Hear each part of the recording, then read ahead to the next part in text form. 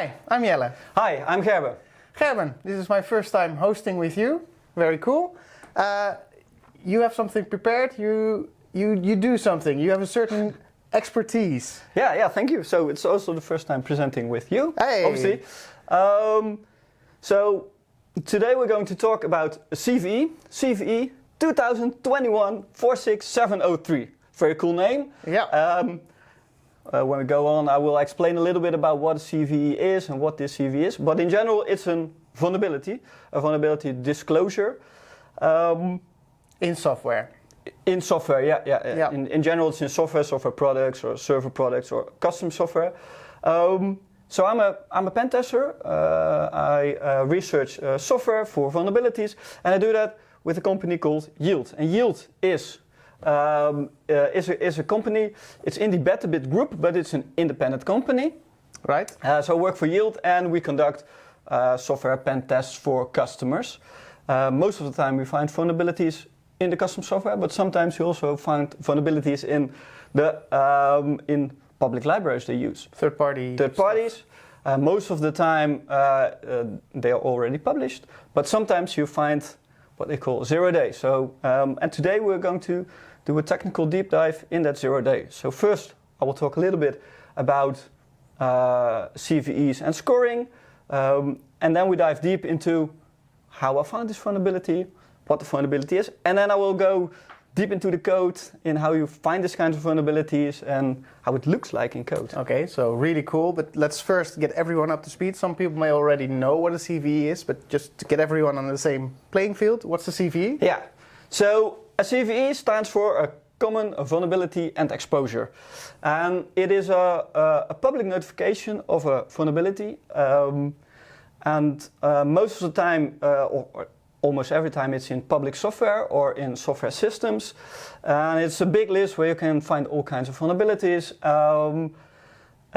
Also, your tooling can look into the list and see if you use packages that have those vulnerabilities. So it's a list with all known vulnerabilities. And I will go into some details in how you publish those CVs, how you can also request them, and what kind of organizations there are. So normally you would use these CVEs the other way around. You would be like, all right, I'm using this, whatever I'm using. Maybe it has some weaknesses. I need to look this up. Let's take a look at this complete list of all vulnerabilities and/or exposures. But this time we're going the other way around. So we found an extra vulnerability that now is part of this list. Very cool. And almost always when you look at that vulnerability, there is a scoring. It indicates how good or bad. It's always bad, but how bad it is. Yeah. And it's called a CVSS rating system, and that's a scoring system. And I want to show you how that looks like in practice. So let me open up a tab and show you the calculator. And the calculator is provided by the NIST. And NIST, it's an organization, it's also the organization that is the official publisher of the CVEs. Right. So we have a scoring system. So let's take a vulnerability. What we do is we say, for instance, is this vulnerability, do you need to have a network? Do you need to be close contact? Now, we just take an example. It's a network. The attack complexity means if it's difficult or if there are some special cases. So now we say it's low. Yeah. In this case, I will also use the CVE. You didn't really see what's going on, but I will use the scoring of the CVE, so we'll come out on that score.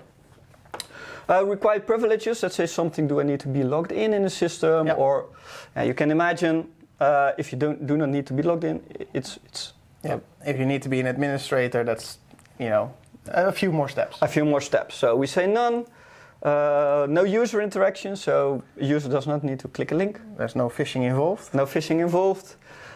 Scope, that's something a bit difficult sometimes to understand, but it means if I can trigger the vulnerability, do I stay within the same system or do I have the possibility to maybe influence the whole operating system? Yeah. So in this case, I give you a little peek under the hood of the CVE, we had a vulnerability that can change the scope. So it means that you can go into the underlying system. There's escalation there. Yeah, there's escalation. And one of the more important things, it's about the impact and the integrity and availability. So can we go into systems? Can we see data? Can we change data? Can we maybe destroy the system? So it's always nice to see what's happened when we can do everything. So in this case, it's scatter 10. It's really bad. In our case, there was, and the CVE that we found, vulnerability that we found, you sometimes need privileges. Sometimes you need to be logged in to the system. It depends a bit on how you use the vulnerability that we're going to describe. So let's say that is low, then we get into a 9.9. A gigantic decrease in score. Yeah. Yeah, so 0.1. Again, the higher the score, the worse it is if you have this vulnerability as a company. Yes. Yeah. So now we go to what kind of vulnerability did we find? So we found a vulnerability in, and you can see it on my screen, on a Razorengine. And Razorengine is a library. It's a .NET library that you can use to parse Razor templates. Most of the time, people use it to make emails, generate PDFs with some user-generated content. But in this case, you as a user were able to input some data. Yeah. And when you're executing code, when you're executing templates, then you always have to be very careful, because you can maybe give the user the opportunity to input some malicious code. In the case of Razorengine, they had a special mechanism. It's called an isolated Razorengine. So it was a way to actually sandbox your code, because the developer already knew, okay, it's a bad thing to let somebody just execute templates. Someone was thinking about security. Yeah, and it uses some mechanisms that .NET provides in the frameworks. We will look into it. It's called app domain security and code access security policies, to make sure that, okay, you can execute code on a system, but you cannot write to files, you cannot execute other executables, you cannot download stuff, you cannot do the bad stuff, but you can do some good stuff. So let's have a look at Razorengine and the GitHub. So this is the Razorengine GitHub. Let me zoom in a little bit. So we're talking open source here? This is open source. So it was one of the things that helped me in research, was that the package itself was just open source, and I could download it and I could look into it. The first thing that you must notice when you open this kind of software, open source software. Pause the video, look for it. Look for it, yeah. It is. This one is 5 years, so it's updated 5 years ago. So that means that the maintainer does not maintain the software anymore, so vulnerabilities like the one we found does not get fixed. Yeah, so that's a thing to notice. If you go to the issues now, you can see that there is a security issue on the isolated Razorengine. There's a whole description about what this vulnerability is doing, and we'll dive into it in some moments. But in close relation with our customer, we decided to also notify this to the maintainer, because it's important for other people who use this package to know that there is a serious vulnerability inside this, and this issue describes it. And then with this issue, because it's public information, then you can go to an organization like NIST, and then you can register your CVE number, and then they put it on. The website. And when they put it on the website, then all kind of tools take over that information, and will notify you on that issue. So to recap what we've been doing now, you were doing some pen testing for a customer. Yep. You found a weakness. Maybe your first thought was this could be a weakness in your software, but you found none. And then you looked into the package, in the open source package, and you were like, maybe that. Yeah, so it's one of the things that you have as a pen tester, a little bit of a hunch. There are mechanisms that you know that there could be something. I mean, when people are doing something with authentication, or maybe with templates, executing code, or sessions, that's the stuff as a pen tester that you really want to look into, because there can be the vulnerabilities can and could be there. So let's take a look at what happens when you publish at CVE, or when you make it public. Then you can see that organization called NIST. You can see it here on my screen. They give a number, so it's that nice long CVE number, and they give a score. In this case, it's a 9.8. What you will see is when you publish a CVE, not everyone has the same score, because they analyze the vulnerability themselves, and then it could be some points. It's not that the 9.8 will be like a 4, but it could differ slightly. It could differ slightly. And what then happens is, if it's published here, what I said before, all kinds of other tools will take this over.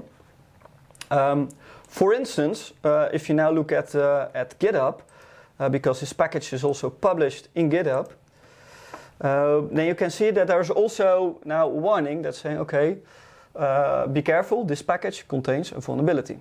So all the tools that you use to scan your software, including Sneak and White Source and all kinds of software that scan for CVEs, if you use Razorengine, then it will now be flagged as, okay, be careful, look out.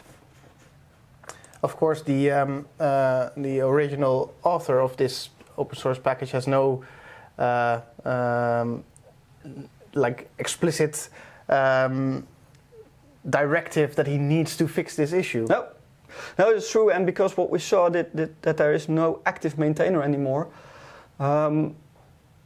this issue, and you can also see it in the NIST issue, it will not be fixed anymore. At least how it looks like now, because nobody is going to take that problem and fix it. And what you can also see in the NuGet library is that it's not a package that is not downloaded that much. I mean, it's used quite a lot. So, but not downloaded anymore.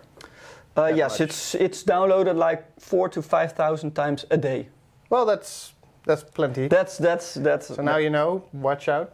Yeah, and one of the things why that maintainer or the developer of the software package is not updating it anymore is because the technology that is underpinning that isolation is no longer supported by Microsoft. Now I will show you. So there's a good reason. Yeah, there's a reason. So the Razorengine, like I said, provides a sandbox. It's called the isolated Razorengine, and that builds on two techniques. One is CAS, it's a code access security policies. Yep. It was a technique where you can give explicit security policies to certain functions like opening a file, etc. And another one that's called partial trust.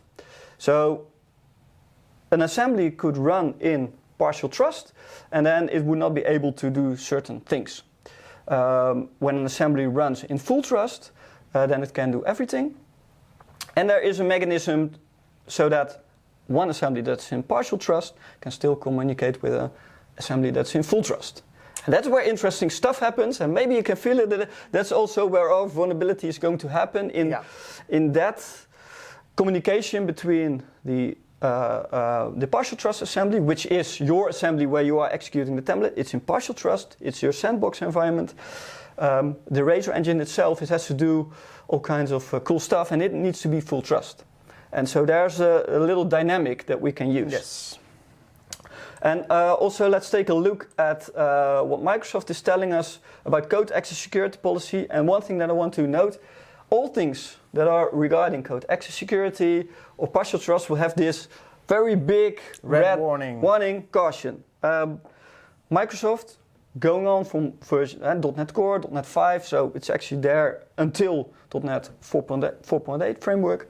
It will no longer support code access security. It will no longer support app domains and partial trust, because there have been a lot of security issues, and it is very difficult for Microsoft to secure everything. Yeah. So, of course, we know that all companies have already upgraded way beyond .NET Framework, and no one is working in older versions. So that's cool. But so maybe I still have a pet project running in this. Yeah. What dangers do I encounter? Yeah. So one of the things is when when you have Razorengine, then it's very important to see if you're also using this component. So Yeah. do you use isolated Razorengine? If you do, then most times you're in trouble because you only use the isolated Razorengine if you are worried about code being executed by somebody else. Yeah. That's why you use it in the first place. So if you use Razorengine and you use isolated Razorengine, then you have to be careful. And maybe you have to use other mechanisms of isolation and not this one. Because even if you do not upgrade for this vulnerability, then still Microsoft is not supporting this anymore. You cannot upgrade to another version because the mechanism that you're using will no longer be useful. Yeah, it's not supported like principally anymore. Yeah.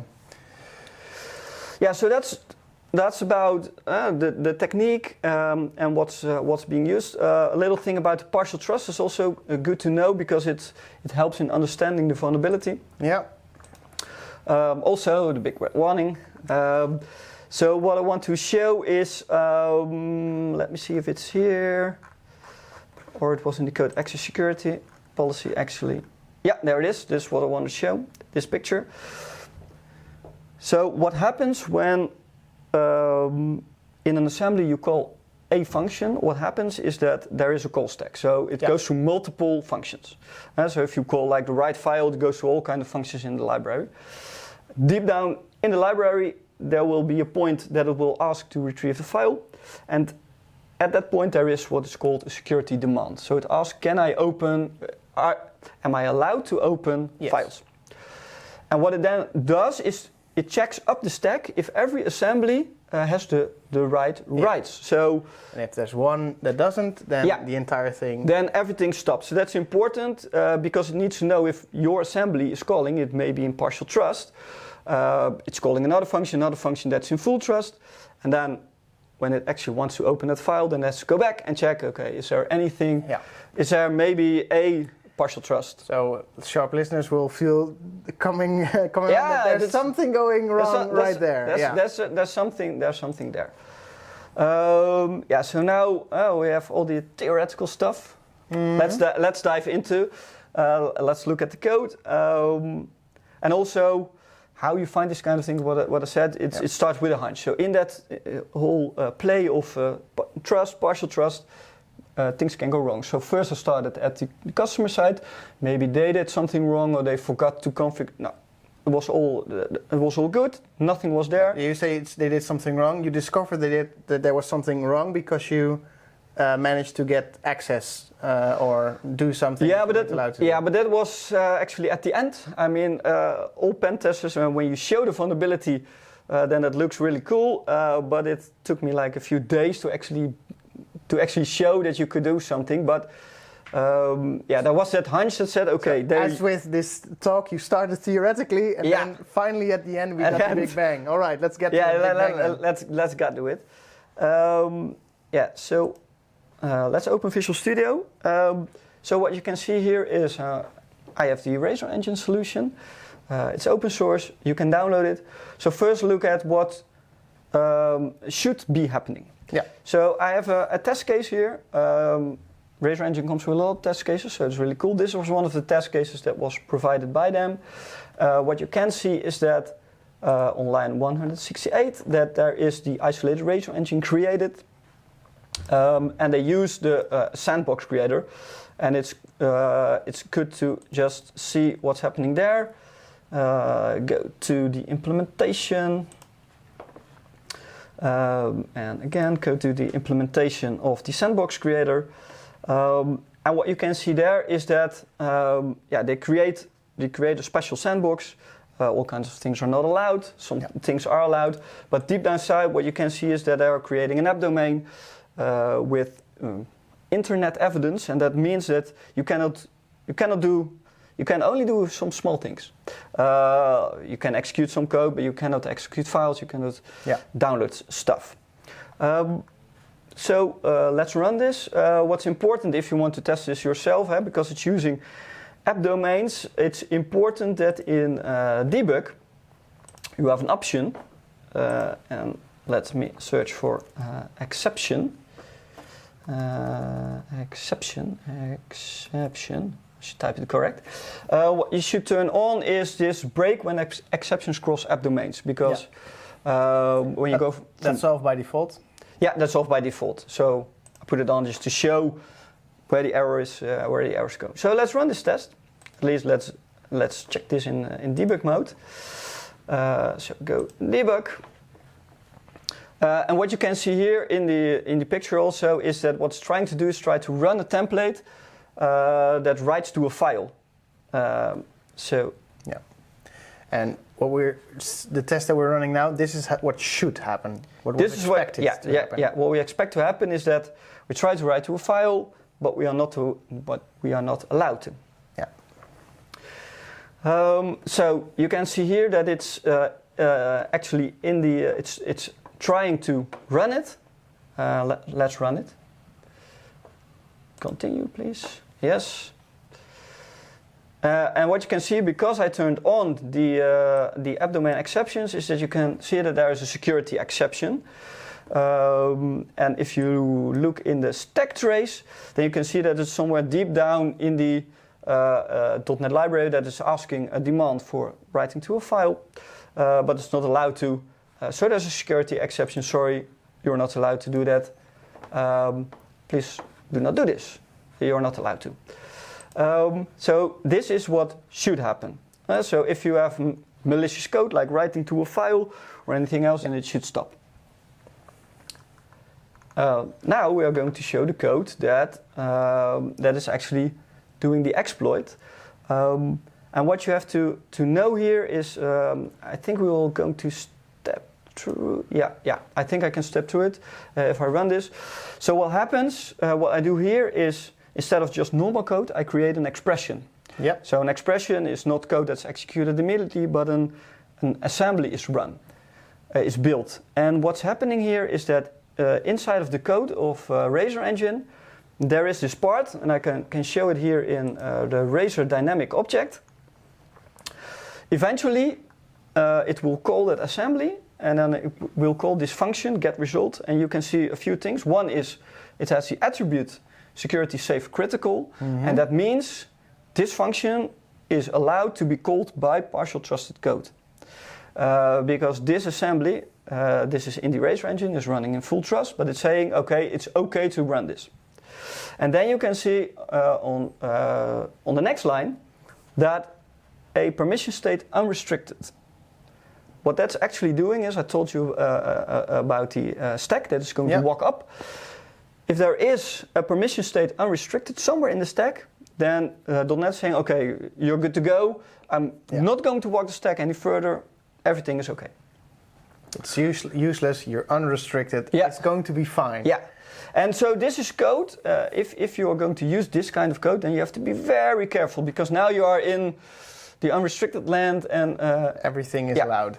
Yeah. So most of the times it's okay because you're calling code inside that assembly, and it's not leaving, so you cannot do anything. But what we are going to do is we give it an expression.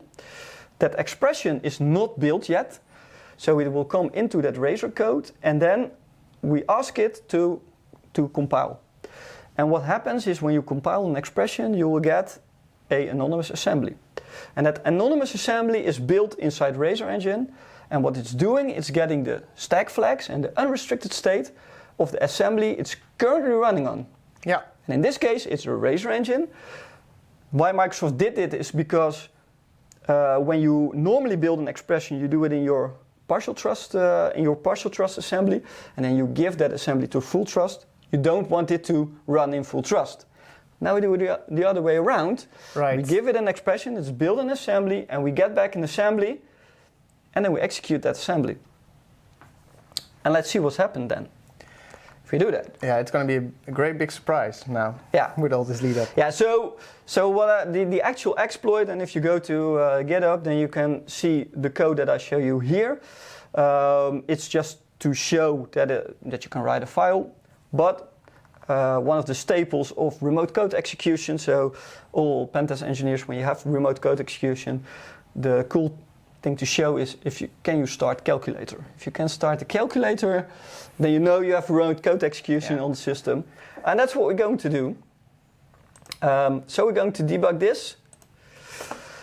it's a template with an expression that's going to be built way back in Razor. Let's see what's happening. I need to do it this way. You can also see I put some breakpoints in. Let me minimize this a bit so you can actually see it. This is code, it's inside of Razorengine. Yep. And what I'm using here is a dynamic object. So this dynamic object gets invoked. Let me step, just this one. And now you can see that we get into that get results. Right, yeah. So now our expression is being built inside of this unrestricted code. Let's F5 and another time. And now our assembly is compiled and being executed, and let's see what's happening. Do we get the same exception? No, we do not get the same exception, but what we do get, a calculator run. Is our good friend the calculator. It's a good friend, the calculator. And yeah, if you're at this point, then you can execute any arbitrary code. So you can imagine you can download a malicious file, you can execute that malicious file, you can take over the system. It depends a little bit on what kind of rights this executable is running on the system, but if it's high privilege, you can do everything. If it's low privilege, then you can try to escalate privileges there. But all in all, you have execution possibilities right here. So really cool. So you found this, and as you told, you made this first. You made this known to your customer, and then you made it public. Is there anything else that you needed to do after you found this, except of course celebrate? No, talk if we can disclose this. So we had some good discussion about whether or not to disclose it, but because it's used quite a lot, we did it. Also, a customer, instead of fixing the library, it took the library and it removed some parts that were vulnerable. Yeah. So their library is not vulnerable anymore, but it's not a real solution to all the problems. So that's why why we did not contribute it back, because there are still the problem with this whole app domain isolation is that if you plug one hole, then there will be another, and that's also the big red caution warnings that Microsoft put up.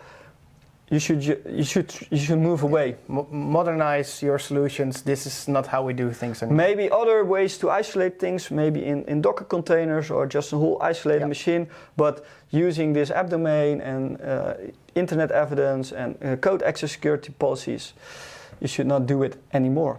All right. So really cool that you were able to show us this and that you were able to explain not only how it works, but also how you found it. Mm-hmm. I think this makes the bigger point that we need as software developers, we need to keep security in mind, do some pen testing, not take for granted that everything is safe just because it's in a package. And I think that's also a good place to wrap up. Yeah, that's good. Yeah. Thank you very much. Thank you. See ya. See ya. Bye.